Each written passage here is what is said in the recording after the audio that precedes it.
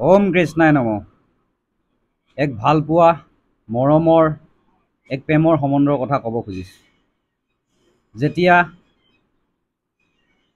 এক প্ৰেমিক প্ৰেমিকা এটা প্ৰেমৰ সম্বন্ধত থাকে, তেওঁলোকৰ মাজত সম্বন্ধটো গভীৰভাৱে চলি থাকে, এনেকুৱা সময়ত হঠাৎ প্ৰেমিকে প্ৰেমিকাক দিনটো ধৰি লওক ফোন কৰা নাই।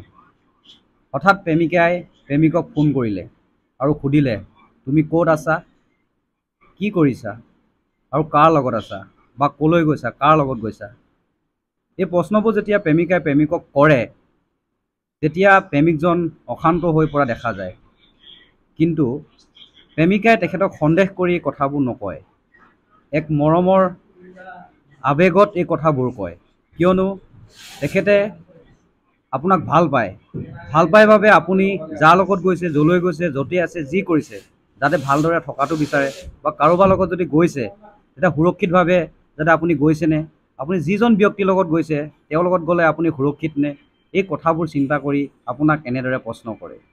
আৰু এয়াও এক সঁচা প্ৰেমৰ ভালপোৱাৰে অনুভূতি বুলি আমি ধৰি ল'ব পাৰোঁ, যদিহে প্ৰেমৰ সম্বন্ধটো দুয়োৰে মাজত অন্তৰৰ পৰা ভাল পোৱাটো থাকে। ধন্যবাদ।